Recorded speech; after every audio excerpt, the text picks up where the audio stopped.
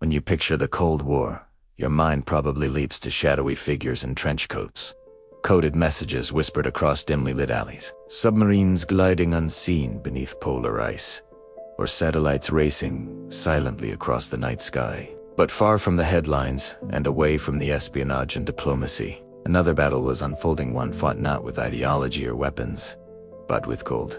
Brutal, unrelenting, world-stopping cold. Up in the Arctic tundra, where winter lasts most of the year and where temperatures fall so low they can turn diesel into thick, useless wax, there were no power lines, no electrical grids, and no easy source of heat or light. Yet this frozen world was exactly where scientists, engineers, and soldiers were ordered to build the front line of early warning and surveillance. They needed electricity steady, silent electricity to run radar stations, weather outposts, navigation beacons, and secret listening posts. Power meant survival.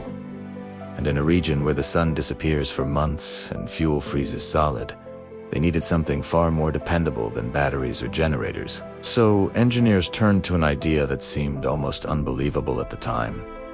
Use the heat of radioactive the natural warmth of nuclear material to generate electricity. These devices weren't fantasies, and they weren't confined to science fiction. They were rugged. And in the silent whiteness of the polar frontier, they became light. These small nuclear power sources were called radioisotope thermoelectric generators, RTGs, for short, and their purpose was simple: deliver power where no other machine could survive. In the 1950s, as the US, the Soviet Union, and Canada built the distant early warning line, a chain of radar stations stretching across the polar regions, one problem overshadowed everything.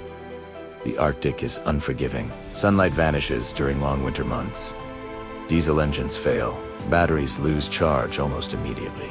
And flying fuel into remote outposts was expensive, dangerous, and sometimes impossible. RTGs offered something revolutionary: electricity without fuel, without moving parts, and without maintenance.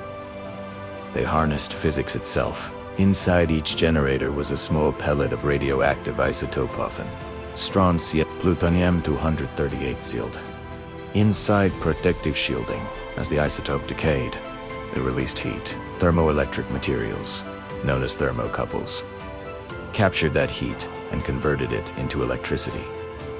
Hot on one side, freezing on the other. In the Arctic, that temperature difference was massive, which made RTGs even more efficient. The colder it was outside, the better they worked. A unit the size of a car battery could power an entire weather station or communications beacon for decades.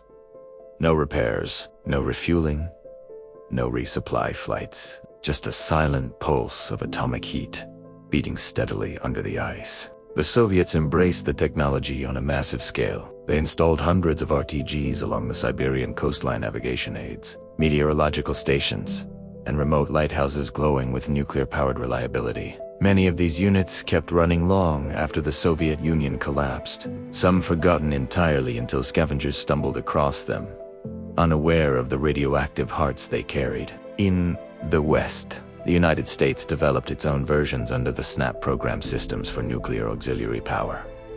These miniature reactors and thermoelectric generators powered satellites, deep-sea sensors, Arctic research stations, and remote posts that could not afford even a single moment of failure. Built to survive crashes, fires, and extreme temperatures, many continued to operate long after their missions ended. But the importance of these forgotten Cold War devices goes beyond history. They embody a principle that remains just as critical today. True resilience comes from systems that endure not through complexity, but through simplicity. RTGs had no engines to seize up, no belts to snap, no batteries to freeze. They worked because they were elegantly, deliberately minimal. And while modern survivalists aren't going to walk around with plutonium pellets in their backpacks, the mindset behind RTGs is more relevant now than ever. Today, thermoelectric generators allow ordinary heat from wood stoves, campfires, or biochar burners to be converted into electricity using the exact same physical principles without any radiation. A remote cabin can run LED lights, charge radios, or power sensors Simply by attaching these modules to a stove, field researchers in polar regions still rely on passive systems inspired by RT, capturing heat from geothermal vents, or even decomposing biomass to produce electricity when sunlight and fuel are unreliable. RTGs reshaped how we think about off-grid survival.